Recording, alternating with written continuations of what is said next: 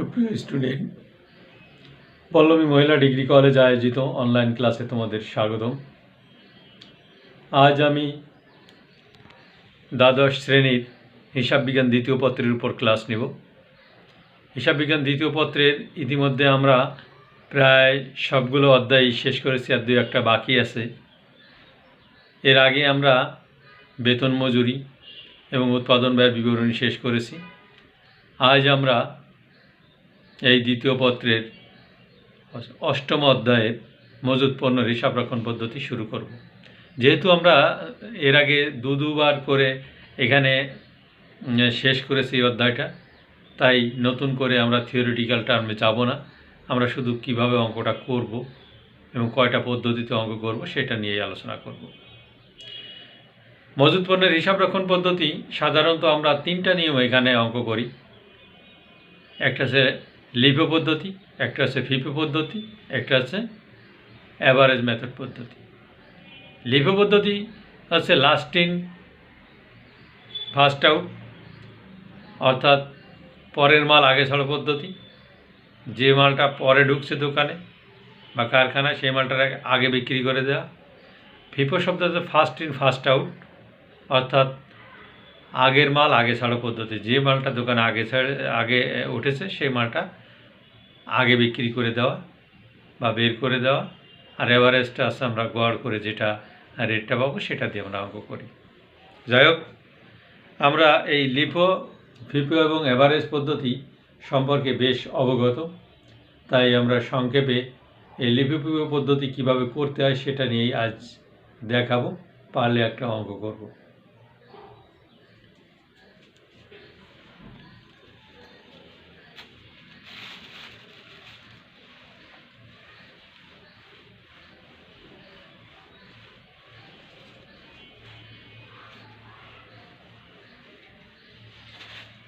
আমরা ইতিমধ্যে উৎপাদন ব্যয় বিবরণীর উপরে অনেকগুলি ক্লাস নিয়েছি এবং এই উৎপাদন ব্যয় বিবরণী মোটামুটি সমস্ত অঙ্কগুলি আমি করে দিয়েছি, যেগুলো তোমরা বাসায় বসে ওই ক্লাসগুলো দেখেই প্র্যাকটিস করে মোটামুটি অঙ্কগুলো শেষ করতে পারবে। প্রতিটা অঙ্ক আমি করে দিয়েছি বোর্ডে, এবং সেগুলো শুধু প্র্যাকটিস করলেই তোমরা পারবে। আজ আমরা অষ্টম অধ্যায়ের মজুত পণ্যের হিসাব রক্ষণ পদ্ধতি করব। আগে একটা অঙ্ক পড়ি, তারপরে আমরা অঙ্কটা করি। জাস্ট ধারণার উপরে আজকের ক্লাসটা হবে, যে হয়তো অনেক দিন তোমরা করো না, যে কারণে ভুলে গেছো। তাই আমরা উদাহরণ 2 নম্বরের অঙ্কটা পড়ব, যেটা ভিতরে লিফো ফিফো অ্যাভারেজের 3টা পদ্ধতি আছে। সেই 3টা পদ্ধতি কিভাবে করতে হয় সেটা দেখাব। তাহলে আমরা আর দেরি না করে আমরা 2 নম্বর অঙ্কটা পড়ি এবং বুঝি। 2015 সালের জুলাই মাসে রামিম ট্রেডার্সের বই হতে নিম্নলিখিত তথ্যসমূহ নেওয়া হয়েছে।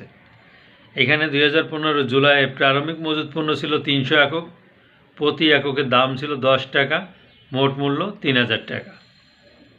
জুলাই 7 তারিখে ক্রয় আমার 700 একক, 12 টাকা করে, 7/12 84, 8400 টাকা আছে মূল্য। জুলাইয়ের 10 তারিখে বিক্রয় আছে 1000 একক, 12.5 টাকা করে, 12,500 টাকা। জুলাইয়ের 15 তারিখে ক্রয় আছে 1200, 13 টাকা করে, 15,600 টাকা। জুলাইয়ের 20 তারিখে বিক্রয় আছে 800 একক, 15 টাকা করে, 12,000 টাকা। জুলাইয়ের 27 তারিখে ক্রয় আছে 900 একক, 14 টাকা করে, 12,600 টাকা। জুলাইয়ের 30 তারিখে বিক্রয় আছে 1000 একক, 15 টাকা করে, 15,000 টাকা। জুলাই 31 তারিখে মজুত পণ্যের পরিমাণ 300 একক, অর্থাৎ 31 তারিখে মজুত পণ্যের পরিমাণ থাকতে হবে 300 একক।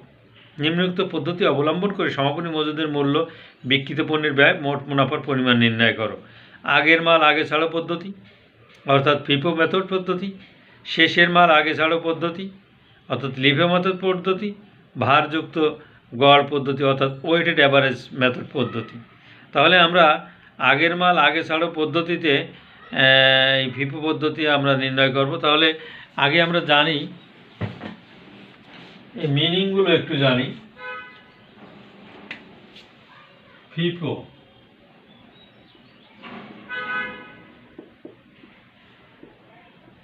First in first out,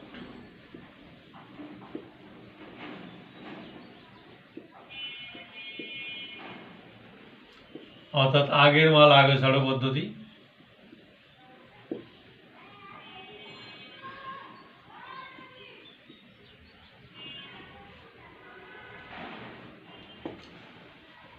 LIFO, last in first out,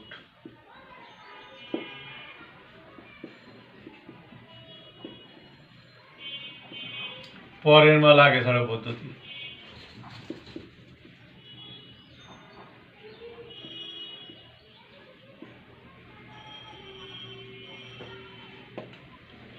আর একটা আছে ওয়েটেড এভারেজ মেথড।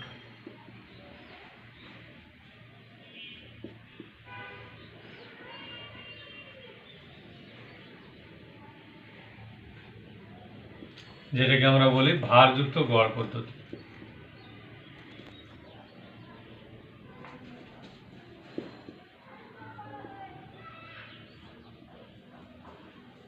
এই তিনটা পদ্ধতিতে আমরা সাধারণত অঙ্ক করব, লিফো পদ্ধতি, ফিফো পদ্ধতি এবং অ্যাভারেজ পদ্ধতি বা ওয়েটেড অ্যাভারেজ পদ্ধতি।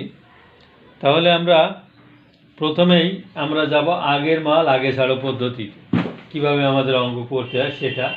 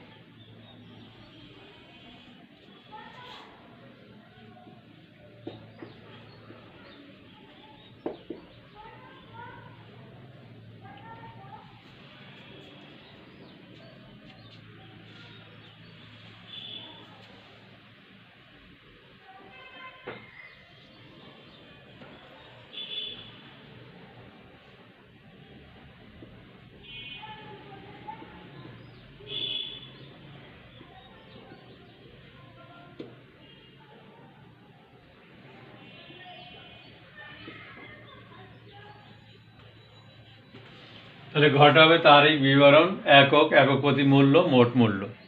আমরা এখানে দেখতে পাচ্ছি প্রারম্ভিক মজুদ দেওয়া আছে 400 একক। তাহলে আমরা প্রথমে করব আছে ফিফো পদ্ধতি। প্রারম্ভিক মজুদ পণ্য, এটা 2015 জুলাই 1।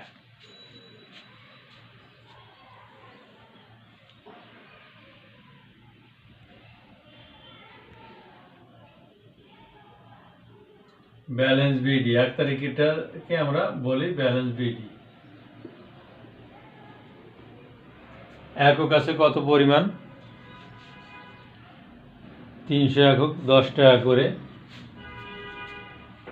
300 একক 10 টাকা করে, 3000 টাকা। তাহলে 300কে আমরা 10 দিয়ে গুণ করলে টোটাল মূল্যটা পাবো 3000 টাকা। এরপরে 7 তারিখে আছে ক্রয়,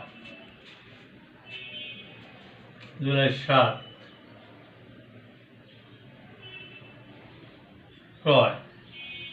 ক্রয় আছে 700 একক 12 টাকা করে। 700 একক 12 টাকা করে, 7 12 84 আসে।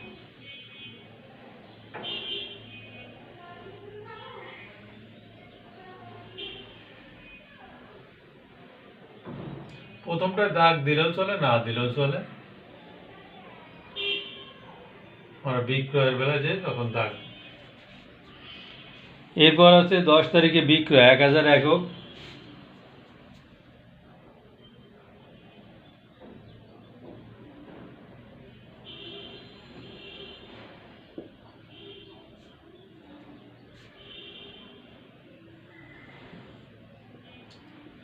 1000 একক,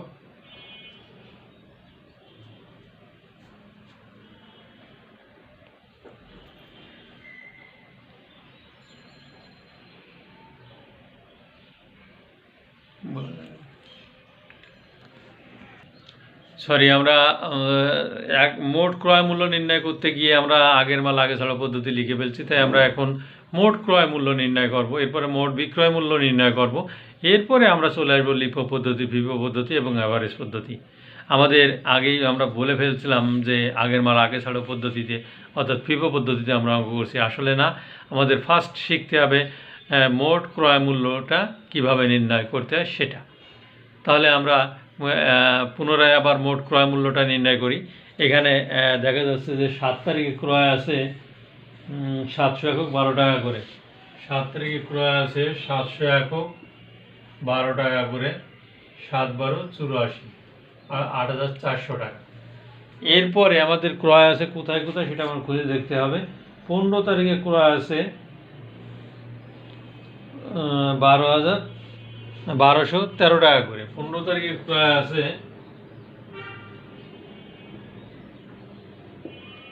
1200 একক 15 টাকা করে। তাহলে 15 তারিখে 1200 একক 15 টাকা করে যদি হয়, সরি 1200 একক 13 টাকা করে,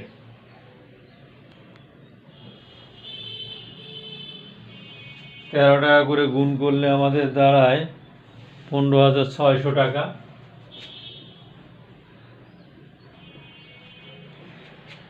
এরপরে আমার ক্রয় আছে 27 তারিখে 900 একক 14 টাকা করে, 27 তারিখে ক্রয় 900 একক 14 টাকা করে। তাহলে গুণ করলে আমাদের 900 একক 14 টাকা করে গুণ করলে 12,600 টাকা হয়।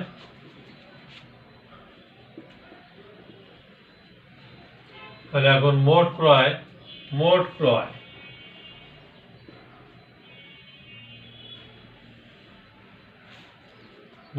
হবে কত একক, 12 আর 21 2800 একক। টাকার পরিমাণ হবে কত সেটা দেখতে হবে, টাকার পরিমাণ হবে 36,600। এটাই আমাদের মোট ক্রয় মূল্য নির্ণয়। তাহলে আমরা ইতিপূর্বে আমরা দেখাতে চেয়েছিলাম মোট ক্রয় মূল্য নির্ণয়, কিন্তু ভুলবশত আমাদের আগের মাল আগে ছাড়া পদ্ধতিটা লেখা হয়ে গেছিল। তাই আমাদের ক্রয়কৃত কত পণ্য, মানে কোন কোন তারিখে আমরা কোন কোন পণ্য কিনলাম সেটা নিয়ে আমরা যেটা করব সেটাই মোট ক্রয় মূল্য নির্ণয়। এর থেকে যদি ফেরত থাকে তো ফেরতটাকে আমরা মাইনাস করে দেবো, কিন্তু এর ভিতরে কোনো ফেরত নাই। এখন আমরা মোট বিক্রয় মূল্য নির্ণয় করব, তারপরে আমরা আগের মাল আগে ছাড়া পদ্ধতিতে চলে যাব।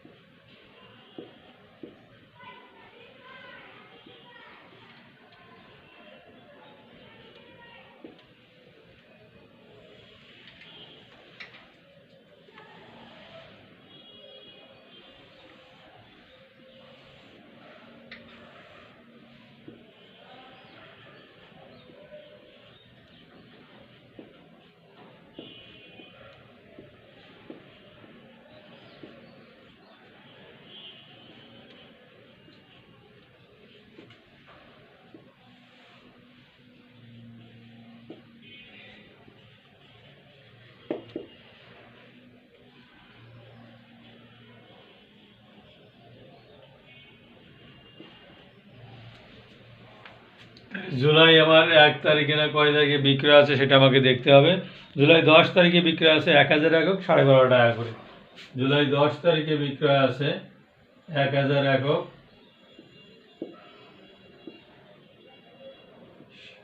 12.5 টাকা করে, 12 টাকা 50 পয়সা, 12,500 টাকা। জুলাই 20 তারিখে বিক্রয় আছে 815 টাকা করে। জুলাই 20 তারিখে বিক্রয় আছে 815 টাকা করে।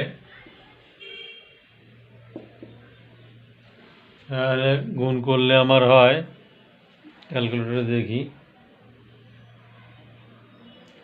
12,000 টাকা। এরপর জুলাই 30 তারিখে বিক্রয় আছে 1,115 টাকা করে।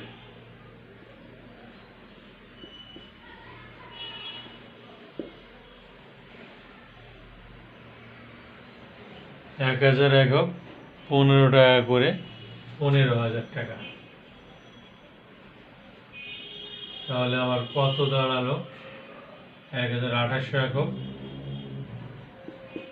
টাকার পরিমাণ 12 12 24 25 39,500।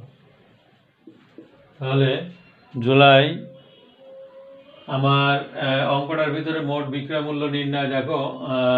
জুলাই 10 তারিখে বিক্রয় আছে 1,000 একক, 12 টাকা 50 পয়সা করে, গুণ করলে হয় 12,500 টাকা।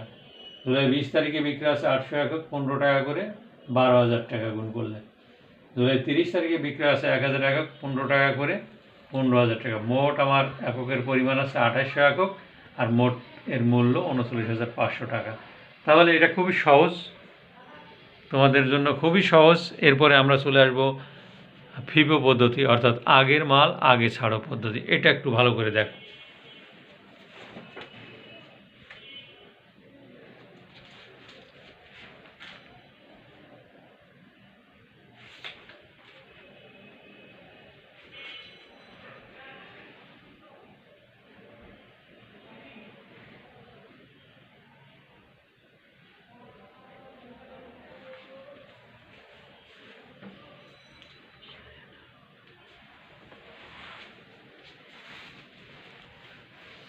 এরপর আমরা চলে আসব ফিফো পদ্ধতিতে।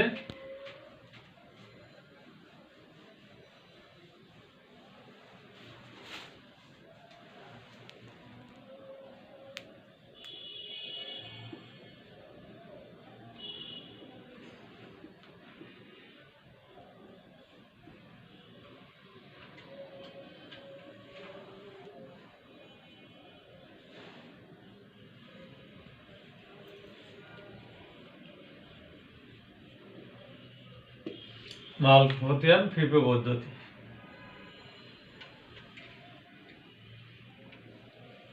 তারিখ, বিবরণ। এরপর এটাকে 3টা খণ্ড করতে হবে আমাদের।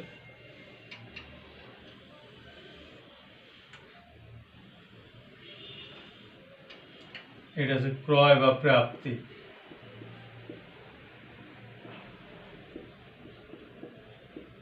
বিক্রয় বা ইস্যু।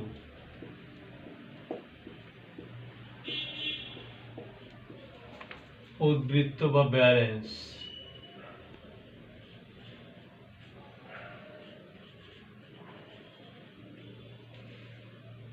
এটাকে এবার প্রতিটা 3 খণ্ড করতে হবে।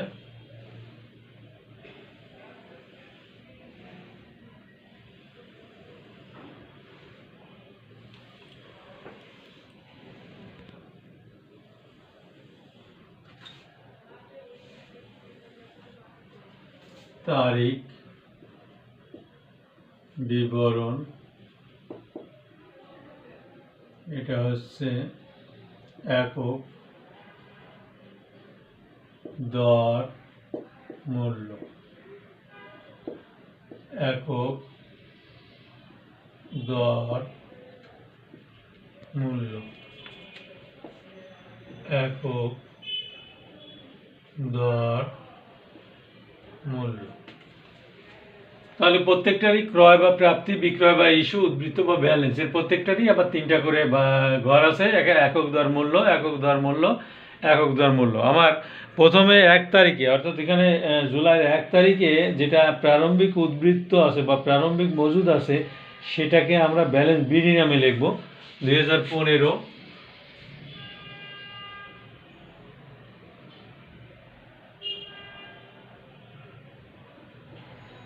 Balance BD.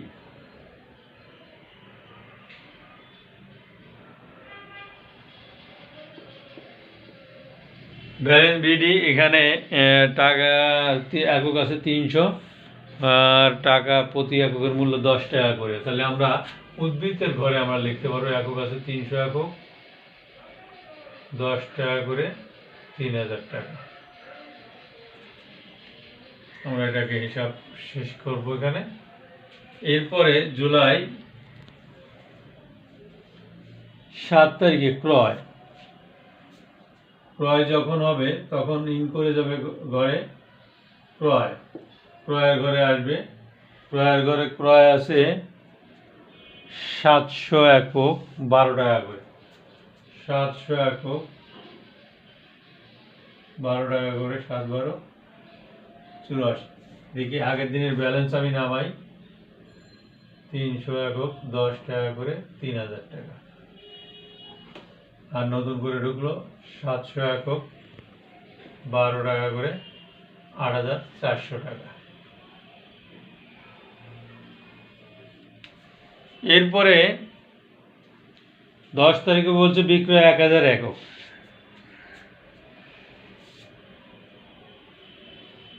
বিক্রয়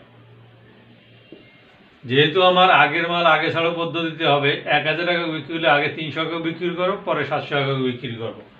তাহলে 300 একক 10 টাকা করে 3000 টাকা, 700 একক 12 টাকা করে 8400 টাকা। এখানে কোনো আমার টাকা একক বা কোনো টাকা থাকলো না। চমৎকার একটা অঙ্ক। 10-এর পরে এরপর 15 তারিখে ক্রয় আছে 1200 একক।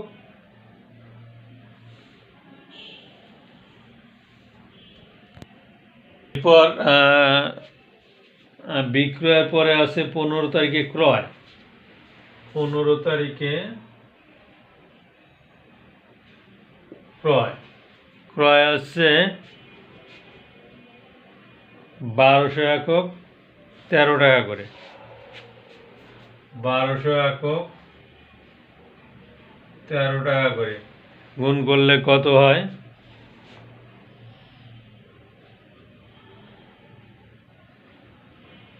15,600 টাকা। 15,600। তাহলে উদ্বৃত্তের ঘরেও 1200 একক 13 টাকা করে 15,600। এরপরে আছে 15 পরে 20 তারিখে আছে বিক্রয় আছে 800 একক।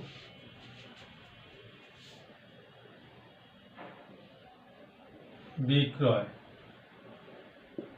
আছে 800 একক 13 টাকা করে। তাহলে কত হয় গুণ করলে? 10,400। তো 1200 থেকে যদি 800 চলে যায় থাকে 400, 13 টাকা করে 5,200। তাহলে প্রথমে আমরা দেখছি আগের মাল আগে ছাড়ো পদ্ধতিতে আমরা অনুসরণ করছি, আগেরটা আগেই বিক্রি করে দিচ্ছি। এরপরে 15 পরে 27 তারিখে ক্রয় আছে 900 একক। 27 তারিখ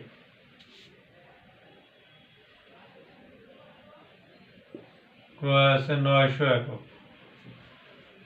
ক্রয় যদি 900 একক থাকে 14 টাকা করে,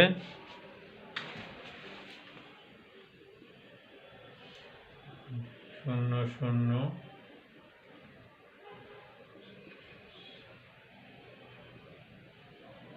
12,600। তাহলে আগে আছে এখানে 400, 13 টাকা করে 5,200। পরে আছে এখানে 900, 14 টাকা করে 12,600। এরপরে আছে 30 তারিখে বিক্রয় 1000 একক। 30 তারিখে বিক্রয়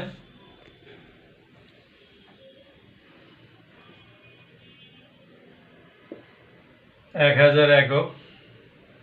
তাহলে 1000 একক যদি আমরা বিক্রি করি, প্রথমে আমরা 400 একক বিক্রি করব 13 টাকা করে, 5200। এরপরে 600 একক বিক্রি করব 14 টাকা করে, 0 24 4 6 8 8400। তাহলে এখান থেকে যদি 900 থেকে 600 চলে যায় থাকে 300, 14 টাকা করে, 3 14 42, 4200। তাহলে আমার ব্যালেন্স 31 তারিখে 300, 14 টাকা করে, 4200। এটা হচ্ছে জুলাইয়ের 31 তারিখে, এটাই আমার ব্যালেন্স থাকে। তাহলে অঙ্কটা আমরা কি করে করলাম আমি আগে আবার একবার বোঝাই দিই।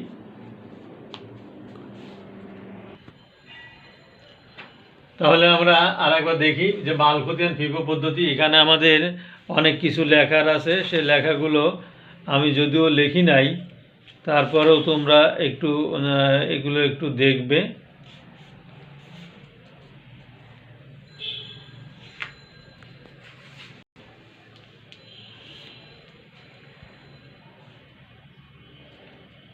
সর্বোচ্চ সীমা, সর্বনিম্ন সীমা, পূর্ণ। এখানে আছে সর্বোচ্চ সীমা,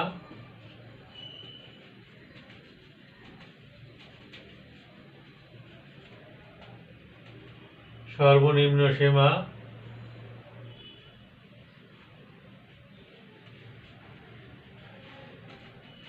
পূর্ণ ফরমার সীমা।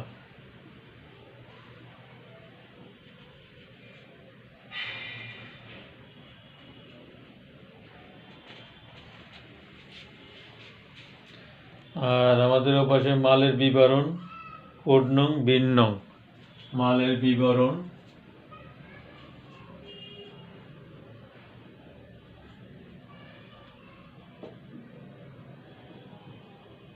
কোড নং, বিন নং,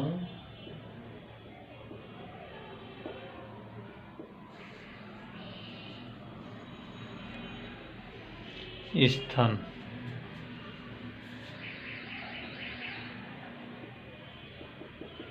এই আমাদের লেখার নিয়ম। যেখানে মালের বিবরণ কি মাল, কোড নাম্বার থাকবে সে কোড নাম্বার, বিন নাম্বার থাকবে সে বিন নাম্বার, স্থান কোন জায়গা থেকে মাল কেনা হচ্ছে বা স্থানটা কোন জায়গায় সেই স্থানের নাম লিখতে হবে, কেনা বেচা হচ্ছে। সর্বোচ্চ সীমা কত, সর্বনিম্ন সীমা, পুনঃফরমার সীমা কত। ফিফো পদ্ধতি আমরা মাল খতিয়ান, এটাকে আমরা মাল খতিয়ান বলি, ব্র্যাকেটে ফিফো পদ্ধতি দিতে পারি। তাহলে আমাদের 1 তারিখে যে মালটা নিয়ে নামবো বা 1 তারিখে যে এককগুলো নিয়ে নামবো সেটাকে আমরা ব্যালেন্স বিডি হিসাবে ব্যালেন্সের ঘরে লিখব। এরপরে ক্রয় করলে যেটা ক্রয়ের ঘরে লিখব। তারপরে আবার যদি ক্রয় করি আবারও সেটা ক্রয়ের ঘরে লিখব। মোট ক্রয়ের এই উদ্বৃত্তের ঘরে চলে যাবে ব্যালেন্সের টাকা, ক্রয়ের টাকা, ক্রয়ের টাকা। এরপরে বিক্রয় যদি আমরা করি, যেমন এখানে বিক্রয় করেছি আগের মাল আগে ছাড়ো পদ্ধতি, অর্থাৎ 300 একক আগে কিনছিলাম, 300 একক আগে বিক্রি করে দিলাম, 10 টাকা করে কিনছিলাম, 10 টাকা করে বিক্রি করলাম, 3000 টাকা হলো বিক্রয়। তাহলে 300 একক গেল, আর 700 একক হলে মোট 1000 একক হয়।